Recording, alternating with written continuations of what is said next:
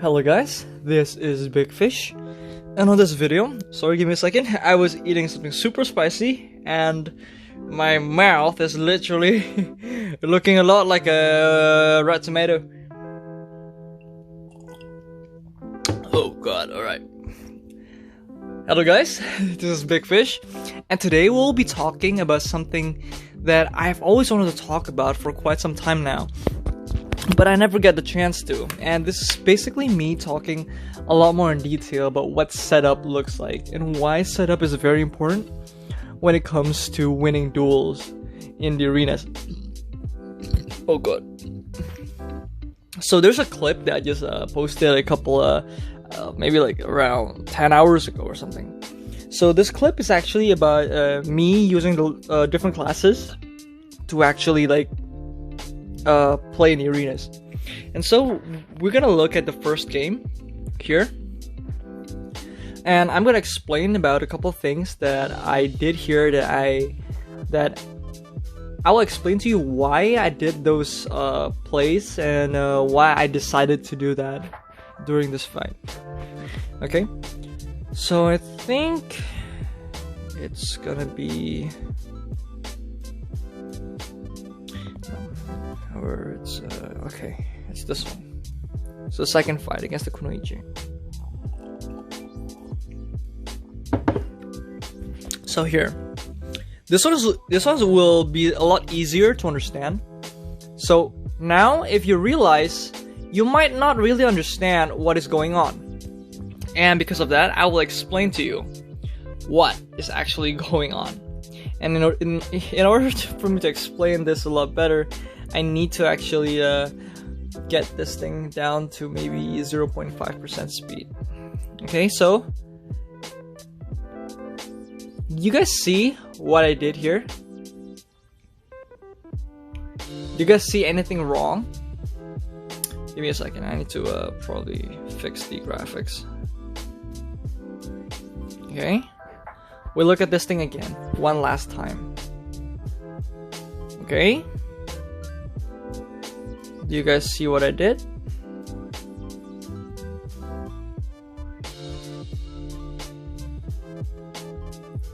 In case you haven't realized what I did here and how I managed to clip him, is actually this is also a type of setup, but the difference in this setup is because I'm using a different class, and every class have a different set of strategies that involves different things that you can abuse from another class's weakness.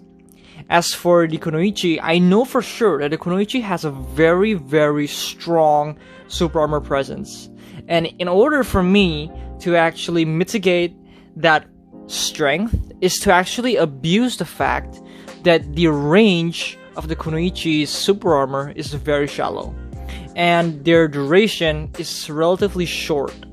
And so what I did here was, this is basically the easiest way to see the difference between someone who's actually good in the arenas and someone who's not. And in this video, I will explain just a little bit, okay? So here, I want you guys to help me here and count how many super armors the Kunoichi used. 1, 2, 3, 4. So now the Kunoichi has absolutely nothing left. Literally nothing left. And there's a reason why I saved one Blood Moon. Because in this point, the Kunoichi has only two choices. One, she's gonna use evasion and run away. Or two, she's going to use she's going to use her grab to actually clutch something, because right now she is completely dry. She has no more Shadow Plume, she has no more Rain of Steel, and we're gonna look back at what did I commit to bait all of that. All right, so first I used the 11th skill. I used one backstep, one evasion, one Blood Moon, and one evasion. And right now I am in a very strong lead. Why? Because she has no more super armor. If she runs away, I will use Crescendo to actually get closer. Crescendo is a skill, the dash skill. It has no super armor. But like normally when I'm trying to commit to something by going closer without a super armor skill, so it's very dangerous, right? It's very dangerous for me to use a mobility skill that has no super armor to get close to the opponent. But there's a reason why it can be used at certain moments. And in order to create that kind of moment, you need to set up. And this is the kind of setup that I'm talking about. See, if the Kunoichi has no more super armor, then suddenly my skill that has no super armor has more value. And when this happens, you can actually go in using a non-super armor move without being punished. And this is sort of the kind of way that we need to think about how arenas work. Arenas is basically outplaying the opponent using your own strengths to actually abuse an enemy's weakness. Of course, there are some things called class counters, which means that a particular class have a very good, strong set of skills that counter the strengths of your class. But there's no such thing as a perfect class, and every single class have a weakness. It's player. See, there's we're gonna look into another clip here. I'm gonna pause the video for a second. Okay, so this is actually this thing is a Primrose video where I am whale hunting with the Primrose. This is live. This is a recording from my live feed, and I want you to look at this very, very closely. We'll probably put this on normal speed first. Right, so I actually used my buff first, and the Paladin actually went in very, very aggressive. We can look at that one again, one more time. So right now, I use my 11th skill, and she starts with a Radiant Charge. This is her mistake, okay? That is the first mistake. Why? Because the first thing that you need to understand is, okay, so the Paladin is a huge counter to the Primrose. And why is that? The reason is because the Primrose have horrible super armor, and it has nothing, and it has no stealth. When a class have no stealth, which means that this class is susceptible to being grabbed. Also, the Primrose have a shield, which is basically an unmoving shield, which is basically just standing and doing nothing. Okay, so when this happens, there's no mobility, and classes with the grab can abuse that weakness. But then here she made a mistake. Okay, so what did she do here?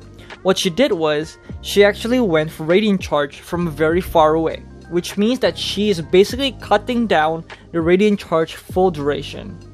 A fully charged Radiant Charge from a point blank range will take me 2 super armors to completely break, which will get me to off range, having no more Frigid Burst and no more Cold Snap. When this happens, I only have 2 more choice. One, I can only use my Pillow Ward to block the next attack, or I can use evasion and run away. See, if I go evasion and I run away, she can use her Celestial Spear and hit me from far away. And she will exhaust all of my super armor, and she will bait 2 of my evasion to come out by only using 1 non-super armor move and 1 super armor charge, which has a very, very low cooldown. And this is the reason why the Paladin counters the Primrose very heavily, because the skill kit really disables the Primrose's ability to fight back. But on this game, I abused her weakness by she's making a mistake, because the player made a mistake, and this is what she did. We're gonna look at that one again, one last time, okay? If you see here, look, I want to focus on the Paladin, alright? She used her Radiant Charge way, way, way too quickly. When this happens, she's losing those precious extra milliseconds to actually stall out all of my super armor. So now, because she started using it too early, I don't need to use 2 super armors to completely break it off. And if you can see here, I only ended up using 1 to actually block the whole damage, and then I used another super armor to completely break it the moment she actually came out from the Radiant Charge duration. And this is how she got comboed the first time. And if you see here, I actually will look at that one again. Okay. Alright, boom, and now Why do I use a glacial wall over there? I use a glacial wall in the back. Why? There's a reason. Why? Because now I have a lead. Okay, so now I combo her first, which means I have a lead. When I have a lead, that means that right now is the opportune moment for me to set up so I can combo her again in the near future. So now what? By doing this glacial wall on the very end, I'm causing a slow, a very horrible slow that will make her much slower.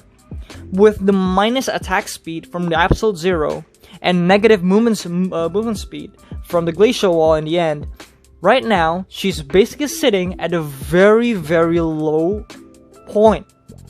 And for the next 4 seconds, I'll be much, much stronger than her. If she decided to come to me using her Radiant Charge, the Radiant Charge will be slow, and I can react to it in time.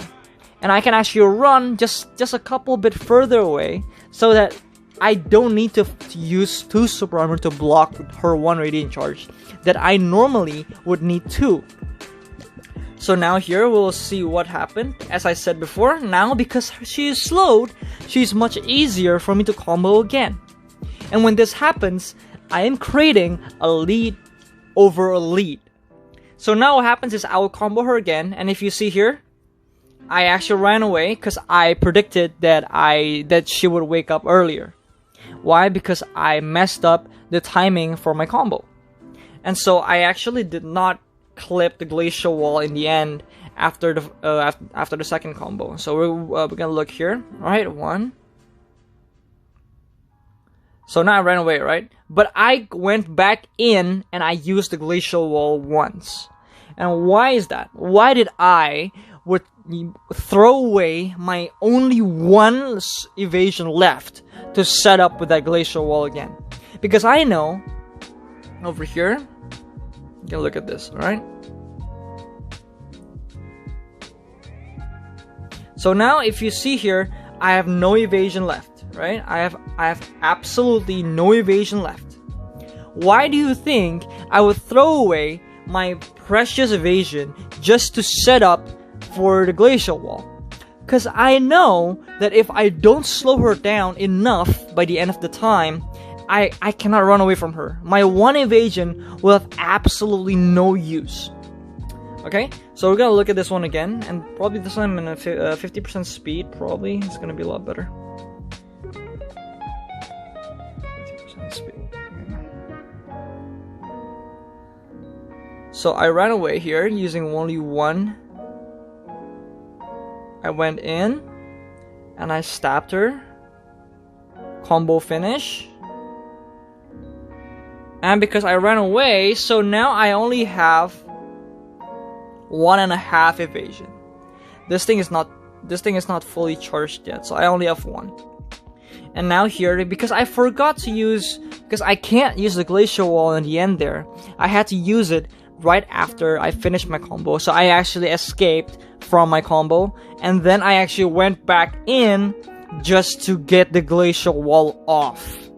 And you might think like, why would you do that? Your evasion is precious. Yes, but right now, if I don't do this glacial wall slow, I cannot maintain this lead. Why? Because then I will only have 1 evasion. She will be completely full back again because she just woke up from being knocked down from my combo. Her skills are off cooldown. She can pressure me really hard. So in order for this to happen, I need to set up so she can't do the same thing to me. And so I did the glacial wall here. I risk it all. I put my glacial wall at the very end there, sacrificing my only evasion left. And what happens is now she is slowed. When she is slowed, I know that I still have 1 Frigid Burst. I still got Frigid Burst ready, in order to escape if I really, really need to. And so this is what happens. I escape, and I did use my Frigid Burst, if you see here. And now because she is slow, she don't even bother chasing me. Because we set up, right? So once the setup is complete, what will happen is I'm just literally waiting here, waiting. I should have probably gone in, but I decided not to. So she fucked up here, I think. because I set up, so now she used more than what she needs, and now she missed completely. Because she fails to actually realize that she is slower. Once you're slower, your skills will actually last longer, but it does not mean the super armor lasts long as the animation. Once you're slowed, your super armor don't actually stay the full duration. And you can check this one out. Believe me, you can check this one out. You can try to test this one. The easiest way would probably be you asking an Archmage to slow you down. Okay? And then after the Archmage slow you down, I want you to cast a skill that normally would have a rather quick cast time. Say like, let's see, say like the Fletcher's bullseye.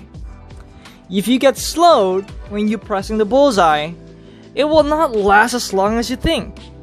And if an Archmage uses Firestorm on you with the exact same frames as you not being slowed, if you're not slowed, you will not be stunned. You will not be knocked down. But if you're slowed, you'll be knocked down. Why? Because a super armor has a fixed amount of time. And so when you're slowed and you're casting the skills longer, it just makes a skill like animation longer. It does not mean the super armor persists longer. See, this is something that you really need to learn, and how it's a very difficult skill to actually get used to the changes in speed. Because when this happens, all of your entire reflex is broken. Why? Because your muscle memory that knows just how long your own class's skills go, how long you should press this, how long is this cooldown, how long is the super armor on this skill last. All of these things go completely in chaos because you're slowed. When this happens, you'll make bad decisions. And this is how people like me are able to abuse those people. And I think it's quite easy to understand just how you can actually abuse these little things in the game. Because trust me, what makes a good duelist is not really a good combo or like a flashy combo or whatever. What differentiates a really good duelist and someone who's really bad is actually just it's just the little things.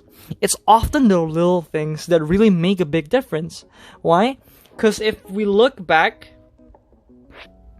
here, most people would have forced it.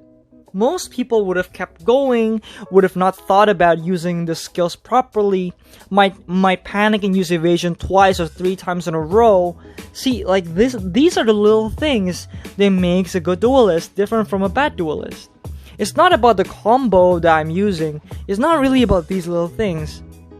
What's often different is often just the small mechanics that the really good duelists know how to abuse, and what classes and how to fight different classes, and how to adapt to someone's habits. See, there's a very low chance that a good duelist will lose twice against the same opponent. It's a very, very, very rare thing to happen. And the reason why is because we learn what a person's habits from just fighting with them once. So the second time, a good duelist will know how to react. We will know how to adapt to the opponent's habits. Because often you might not realize, but you're actually you're basically repeating something. There's a routine that every player does that we can abuse. And this allows us to predict what you will do next. And often we can bait that. When we're against someone who panics, we can use nothing. We can use basically a non-super armor skill, and they will, in the moment the enemy feel threatened, they will just throw out all of their super armor. This happens. It might sound stupid, but it does happen.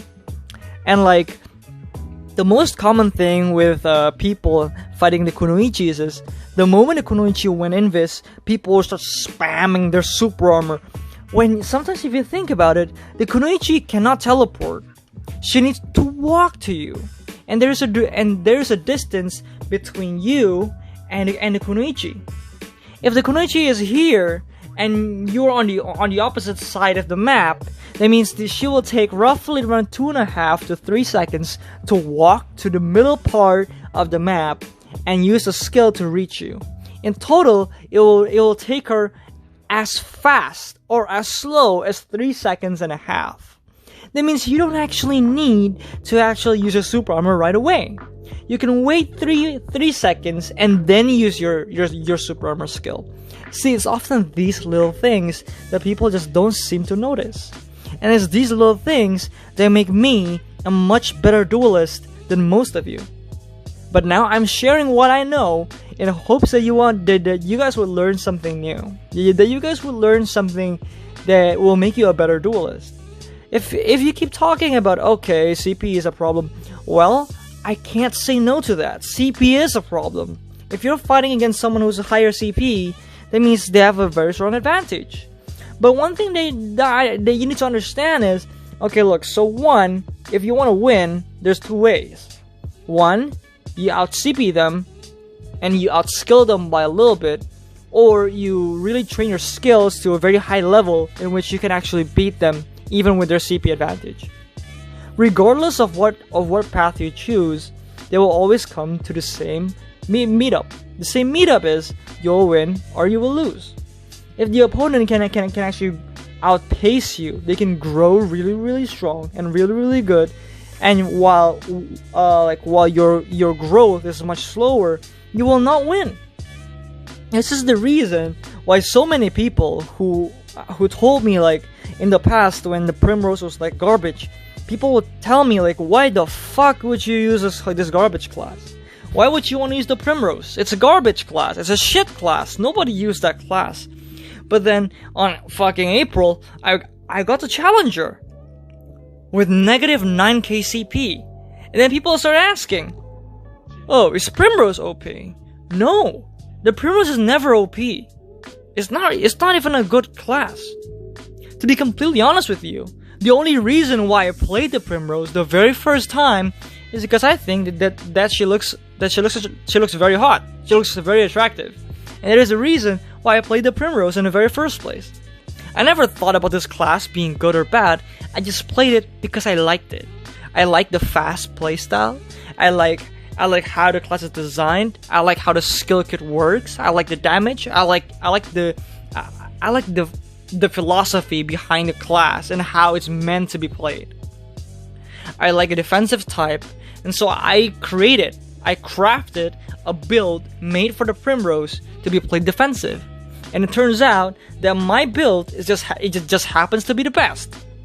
And that is the only reason why I am probably the best Primrose that has ever existed in this fucking game. Because the moment I see people use Primrose, they will fucking go in front and just charge in and waste all their super armor and then die. Like garbage. Literally. That is 99.9% out of all the Primrose that I see. They all played it almost the same way. They would spam Frigid Burst, and then they would use Cold Snap, and they would use Pedal Ward, and then they will literally be out of super armor, and then they will just die. Literally, every single one plays the exact same way. Or number 2, they will go in, miss their most crucial opening skill, and then proceed to using a non-super armor skill, and then get super punished. It's either these 2 things that people do, and that's why people suck. Okay, so now there's a couple things that you can take from this video. Okay, there's a couple things that you can actually learn from this video, and one thing is you need to know what your class setup is. How does your class go? What is your class strengths? I'll give you a very simple example. How do you play a Hosashin properly? What are the strengths of the Hosashin that seem to be really high compared to other class? The Hosashin has a very strong forward guard break / super armor immunity duration. So what you can do with the Hosashin is you want to actually stall the opponent's super armor. You want to force your opponents to always commit more super armor than you, because your 1 super armor can probably out duration their 2 super armor. And when you cause this, your mobility becomes a problem for other people. Why? Because once they have no super armor, they want to run away. But you are a fast class. Therefore, you can chase them when they run away. And then they have no more choice that they have to either take your combo or die. It's either one. And this is basically how you create a winning condition. Alright? I think it's quite easy to understand how basically how duels work. As for Primrose, you want to continue a setup using slow at the very end, so when you escape, the opponent is slowed, and then you can combo them easier the second time after that. However, there's a couple of classes that have a very weird setup, like the Lotus, which we see the very first time, which is also played very similarly as the Assassin. The only difference is the Lotus has no mobility. The mobility sucks. So what does she have? What does Lotus have that the Assassin don't? Do you know what? Have you understood what is the biggest difference between a Lotus and a Assassin? The biggest difference is the Lotus has a very strong melee range advantage. Why? Because it has forward guard. And if you compare the full super armor duration at close range, the Lotus super armor would fully out duration the Assassin's. But when the Assassin is a bit far away, the Assassin can actually win against the Lotus. Why? Because when the Assassin is a bit far away, the Assassin can actually go in and out much easier, whilst the Lotus can't really catch up because the Lotus lacks a lot of mobility. See, this is often like something that you guys need to really pay close attention to. I am pretty sure I had a video in the past that really explains about all of this. I think this was the classes, the weakness and strengths of some classes. Give me a second, I have to go look for it first. You can watch this one. Very, very important video. You have to watch that. And then it's often the good ones that people don't watch. People watch the garbage ones.